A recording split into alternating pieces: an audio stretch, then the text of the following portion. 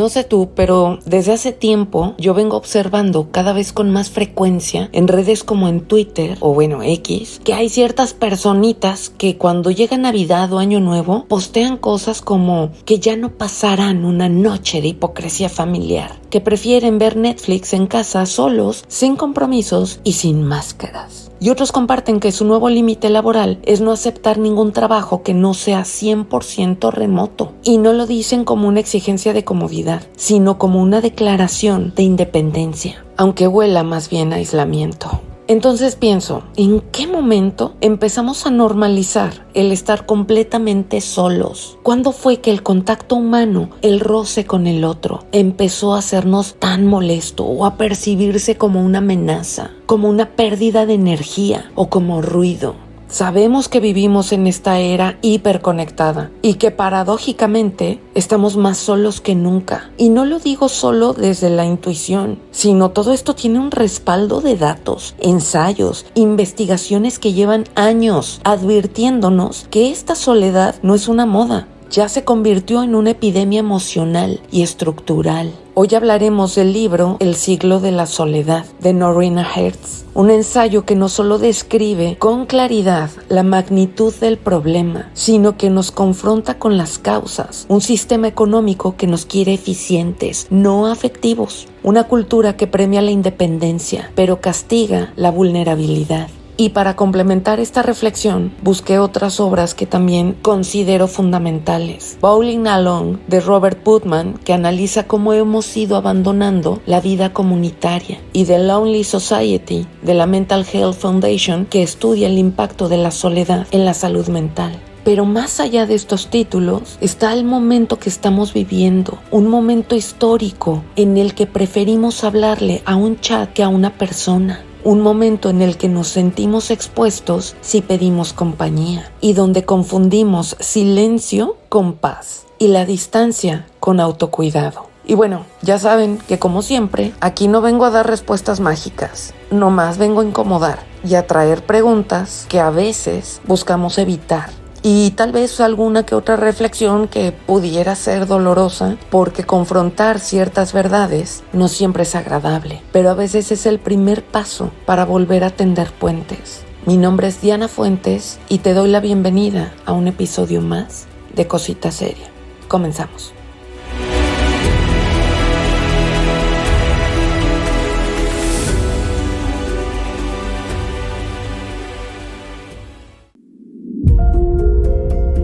Primero aclaremos algo esencial. Estar solo no es sinónimo de estar mal. Hay momentos en los que elegir la soledad puede ser profundamente reparador. Un paseo a solas, una tarde sin ruido, una noche contigo misma, contigo mismo. Eso es distinto. Eso es silencio habitado. Pero la soledad de la que hablamos hoy es otra. Es la que no se elige. Es ese vacío que se siente incluso estando acompañado. Es la desconexión emocional con el mundo. Es darte cuenta de que no tienes con quién compartir lo que te pasa. O peor, sentir que si lo compartieras, tampoco cambiaría nada. Y aquí es donde vale la pena distinguir tres tipos de soledad.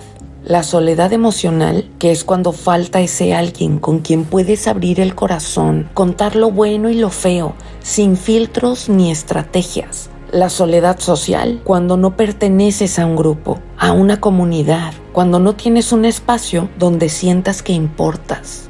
La soledad existencial, esta es una desconexión profunda que no necesariamente tiene que ver con la cantidad de gente a tu alrededor, sino con la sensación de que todo carece de sentido.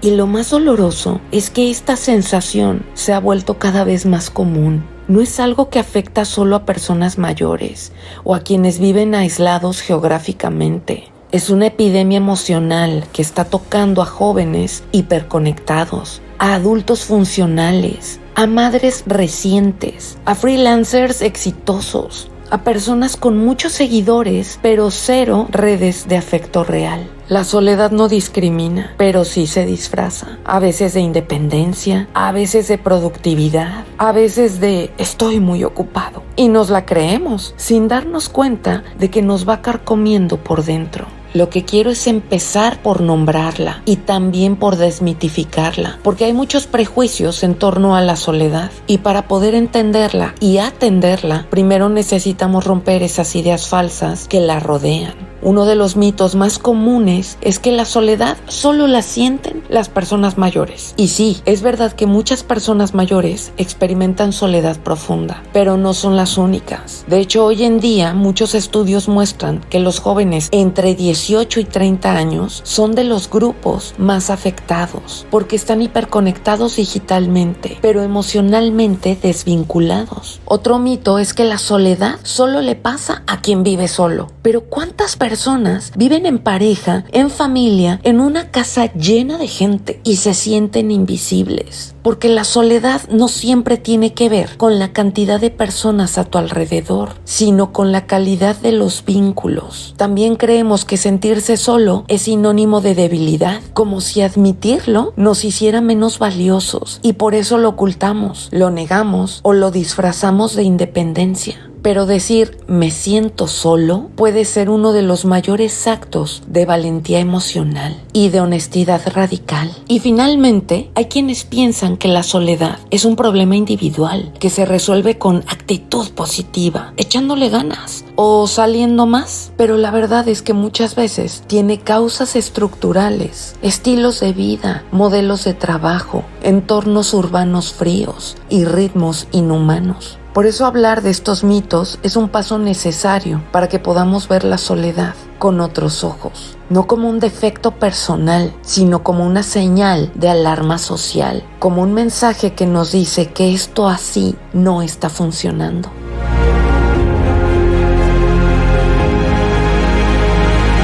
Norina Hertz dice en El siglo de la soledad que aquello que hace apenas 1 o 2 generaciones podía considerarse una etapa pasajera o un problema personal, hoy se ha transformado en una crisis social a escala global. Esta soledad no es un accidente, tiene causas concretas, visibles y muchas veces normalizadas. Es una soledad que ha sido fabricada, cultivada en el modelo de vida que hemos construido.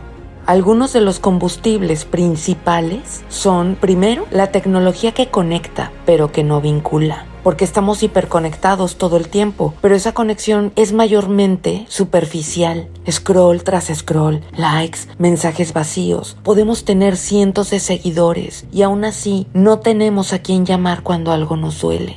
Segundo, el trabajo remoto y precarización, porque muchos celebran el home office, pero también ha traído aislamiento, desaparición de rutinas compartidas y aumento de jornadas laborales invisibles. Trabajamos solos, comemos solos, apagamos la compu y seguimos solos. Una de las cosas más entrañables que viví en mi época Godín no tuvo nada que ver con juntas ni con KPIs, sino con las comidas compartidas. Esos momentos en los que, más que compañeros de oficina, éramos personas sentadas alrededor de una mesa improvisada, platicando de todo un poco. Nos contábamos historias de vida, anécdotas de la infancia, nuestros planes para después del horario laboral. Y recuerdo especialmente un día que terminamos contando historias de terror. Y cómo, lejos de asustarnos, terminamos doblados de la risa con las anécdotas más absurdas. Esa risa colectiva, esas confidencias espontáneas, ese yo también pasé por eso. Todo eso es vínculo. Y hoy con el home office tan instalado, es difícil encontrar espacios así. Las reuniones por Zoom no traen sobremesas. No hay ese momento de pasillo donde una mirada, una frase sencilla hace que el día sea más ligero. El trabajo se volvió más silencioso, más individual, más contenido. Y con ello perdimos algo sutil pero fundamental: la posibilidad de formar comunidad desde lo cotidiano. El siguiente combustible es el individualismo económico y emocional, porque nos han hecho creer que el éxito es personal y que el sufrimiento también lo es. Que si te sientes solo o sola es tu culpa, porque no eres suficientemente social. Pero la verdad es que este sistema no está diseñado para el vínculo, sino para la competencia. Y el último combustible es el urbanismo deshumanizante. Las ciudades diseñadas para moverse rápido, no para encontrarse. Los espacios comunes se reducen, los departamentos son más pequeños, los parques más escasos y cada vez tenemos menos excusas para coincidir. Y mientras todo esto sucede, aparecen ejemplos que parecen de ciencia ficción, pero tristemente ya forman parte de la realidad. En Japón, miles de ancianos conviven con robots programados para hacerles compañía y hablar con ellos. En Nueva York y otras ciudades grandes existen servicios donde puedes alquilar amigos por hora. En Corea del Sur hay cafeterías con pantallas individuales para que nadie te moleste. Parece distópico, pero es cotidiano, porque ya lo hemos normalizado. Y no se trata de romantizar el contacto humano. No todas las relaciones son buenas, ni todos los encuentros son sanadores. Pero sin vínculos reales, sin pertenencia, algo esencial en nosotras y en nosotros se marchita. Estamos frente a una epidemia silenciosa y como toda epidemia necesita ser nombrada, entendida y atendida. No con consejos motivacionales, sino con cambios estructurales y también con una buena dosis de valentía emocional para empezar a mirar al otro y dejar que el otro también nos mire.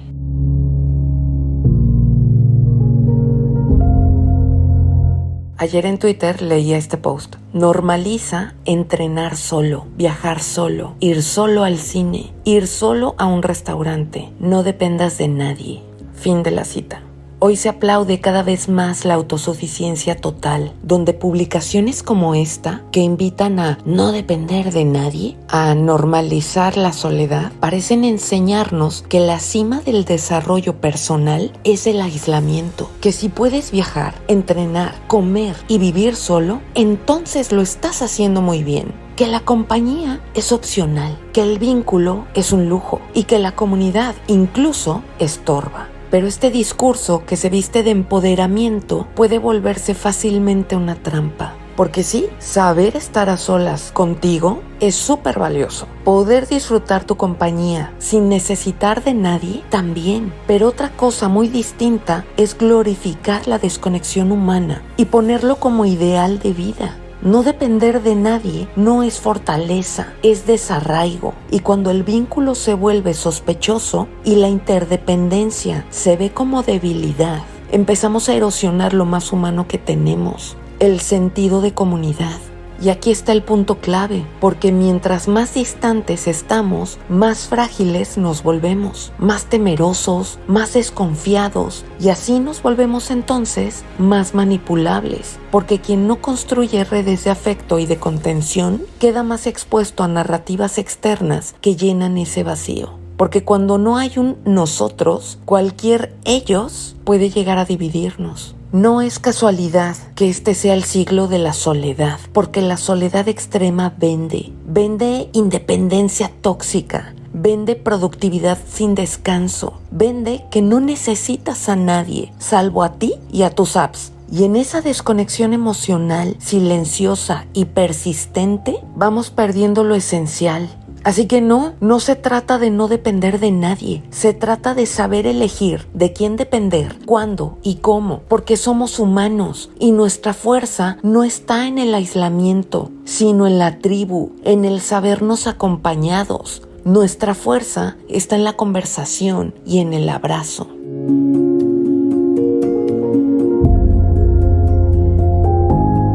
Robert Putnam, en su libro Bowling Alone, utilizó una imagen poderosa para describir lo que nos está pasando como sociedad. Antes las personas jugaban boliche en ligas, en grupos, como parte de una rutina compartida. Hoy cada vez más lo hacen solos. Y la diferencia no está en el deporte, está en el vínculo. Jugamos, comemos, caminamos, trabajamos cada vez más solos. Y no porque no haya gente, sino porque hemos perdido el entramado social que nos sostenía. Esa red invisible de pertenencia, confianza y responsabilidad mutua. Hemos dejado de participar en asociaciones, en clubes vecinales, en iglesias, en actividades comunitarias. Ya casi nadie va a sus juntas de padres, a cafés con vecinas o con vecinos. Aquí donde vivo, las posadas se dejaron de hacer hace como 2 años y fue algo paulatino. Antes se organizaban con todo, las piñatas, el ponche calientito, las luces, las letanías. Había un esfuerzo genuino por crear comunidad.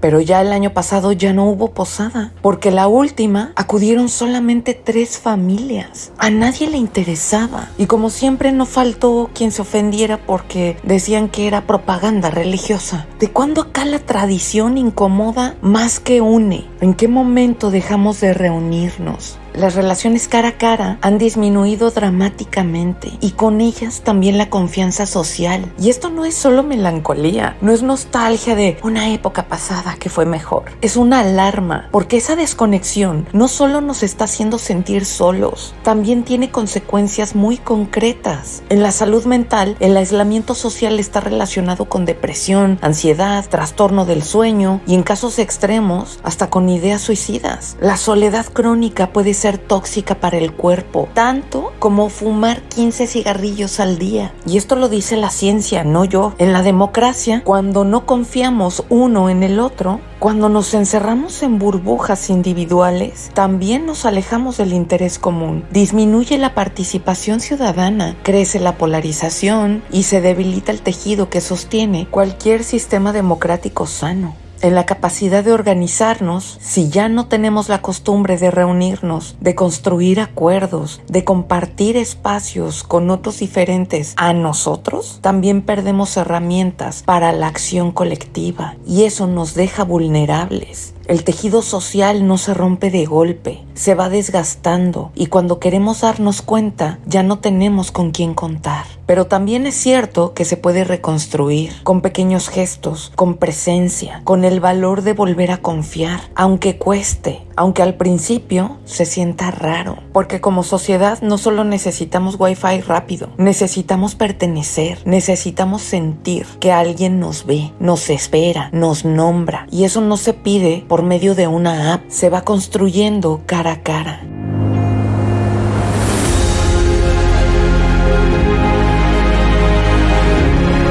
Hablar de soledad no es solo hablar de emociones vagas o estados anímicos pasajeros. Es hablar de salud real, medible, urgente. La Mental Health Foundation del Reino Unido publicó un informe llamado The Lonely Society y lo que dice ahí nos tendría que alarmar. La soledad incrementa significativamente el riesgo de padecer depresión, ansiedad e incluso de tener pensamientos de no querer vivir. No es solo tristeza, es un entorno psicológico que se va cerrando sobre sí mismo. Muchas personas comienzan a usar sustancias como una forma de anestesia emocional. Alcohol, fármacos, comida en exceso, no para celebrar, sino para no sentir. Lo más paradójico es que mientras más solos nos sentimos, más buscamos aislarnos. Y ese aislamiento refuerza el dolor. Entramos en un bucle donde salir cuesta cada vez más. Estudios recientes sugieren que la soledad crónica tiene efectos fisiológicos concretos. Aumenta los niveles de cortisol, altera el sistema inmunológico y favorece la inflamación, así como el aceleramiento de procesos neurodegenerativos. La soledad no solo duele, la soledad enferma. Y sin darnos cuenta, hemos empezado a normalizar ese malestar, a decirnos que así es la vida, que todos estamos ocupados, que mejor solos que mal acompañados. Y bueno, claro, sí, lo acepto.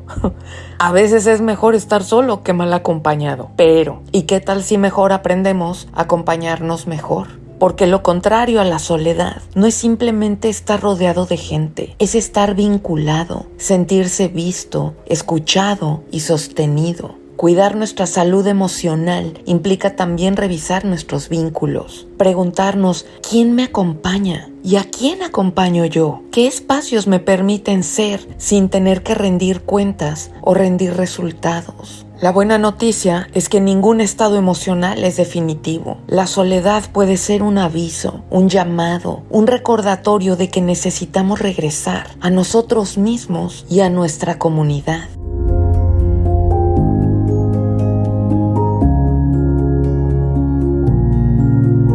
A veces la ficción se nos adelanta nos muestra de forma exagerada, simbólica o distorsionada lo que tal vez ya estamos viviendo o viviremos en algunos años. Y no estoy hablando de los Simpsons, sino del cine, que se ha convertido en una especie de oráculo moderno que de pronto en algunas películas nos lanza advertencias envueltas en historias. ¿Recuerdan esta película El fin de los tiempos del 2008 del director M. Night Shyamalan? En esta película, de pronto, las personas comienzan a quitarse la vida de manera masiva, sin explicación. El aire se vuelve sospechoso, nadie entiende por qué, pero la sensación de una amenaza invisible desencadena una crisis de conexión con la realidad. Y aunque en la película obviamente la causa es ficticia, porque se trata de una especie de defensa biológica por parte de las plantas, la metáfora sí es potente. ¿Qué pasa cuando perdemos el sentido? Cuando el mundo se vuelve inhabitable emocionalmente. La soledad tiene muchas formas, algunas se ven y otras no. Algunas se nombran y otras se ocultan bajo la alfombra de la rutina. Al inicio hablé de que hay ciertos grupos que están cargando con el peso más fuerte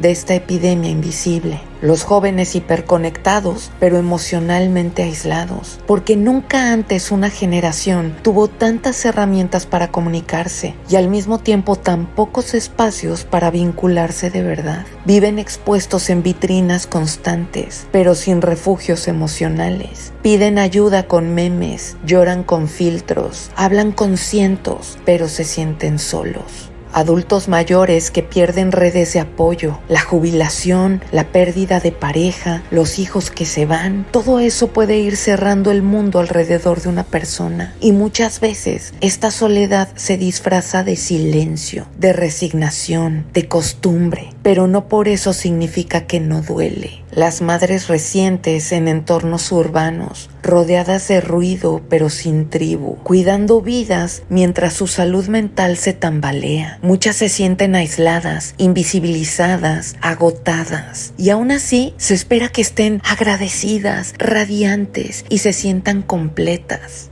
Migrantes, desplazados, personas con discapacidad, a menudo invisibilizados, a menudo sin redes de apoyo, enfrentan barreras estructurales para acceder a espacios sociales, laborales o comunitarios. La soledad para ellas y ellos no es ocasional, es estructural, y en todos estos casos el factor común no es la cantidad de personas alrededor, sino la calidad de los vínculos, porque la soledad no grita, solo se mete en las rendijas de lo cotidiano. Y eso es lo que necesitamos entender, que no se trata de llenar espacios con gente, sino de reconstruir vínculos con sentido. A veces una sola persona presente puede ser el ancla. A veces un solo lugar seguro puede cambiarlo todo. La soledad tiene 1000 formas, pero una sola raíz, la desconexión. Y tal vez la solución no sea masiva, pero sí es íntima. Y empieza por mirar al otro, de verdad, sin prisas, sin juicios y con presencia.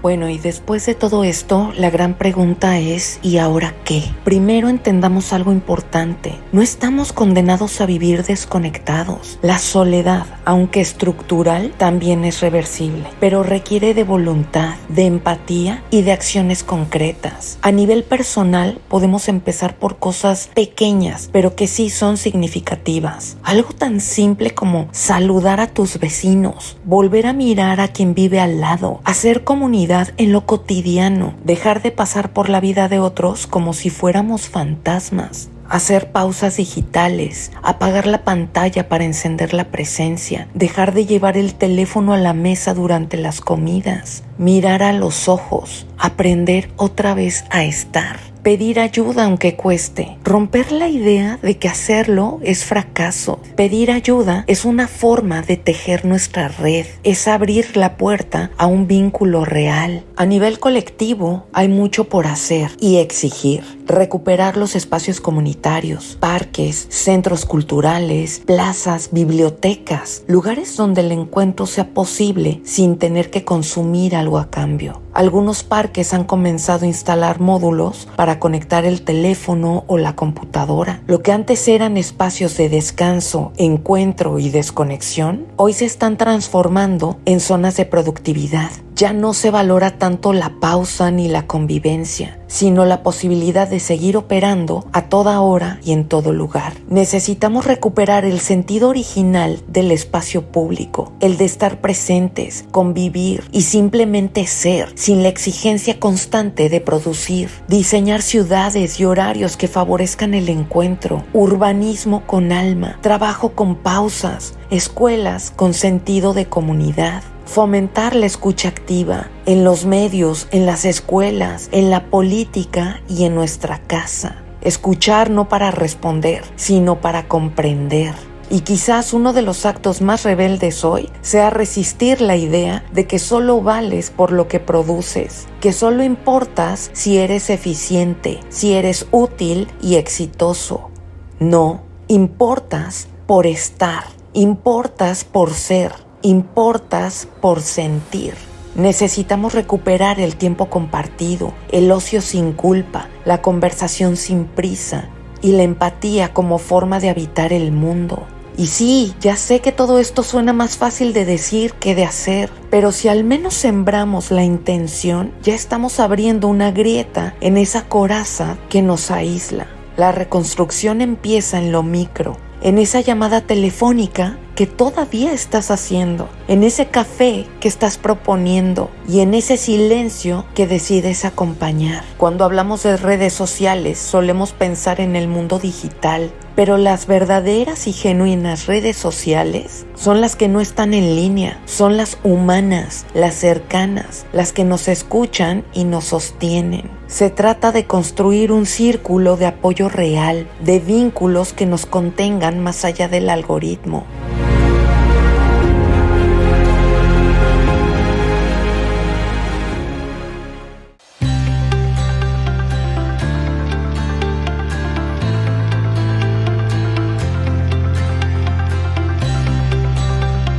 Ya me voy, pero quiero dejarte esta reflexión. La próxima vez que leas un post donde alguien diga con cierto orgullo que ha decidido pasar la Navidad solo, que ya no tolera las reuniones familiares hipócritas, que prefiere Netflix y silencio a cualquier interacción humana, no lo juzgues, pero tampoco lo tomes como una verdad absoluta. Cuestiónalo, porque hay algo muy profundo detrás de esa aparente autosuficiencia. Hay miedo, hay hartazgo y sí, soledad disfrazada de autonomía.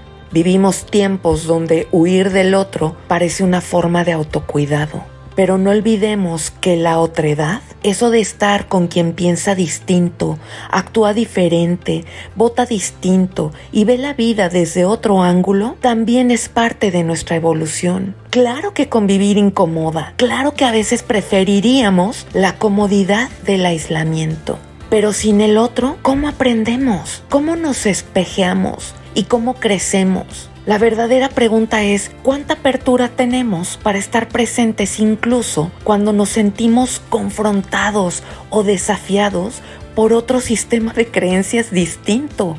No se trata de romantizar los vínculos ni de forzar la pertenencia. Se trata de no olvidar que el otro, así con sus diferencias, con su presencia, con su humanidad completita, también es parte de nuestro alimento emocional. Y que en el encuentro, en la fricción, en la convivencia, también nos descubrimos. Mi nombre es Diana Fuentes y te agradezco por haberme acompañado en un episodio más de Cosita Seria. Hasta la próxima.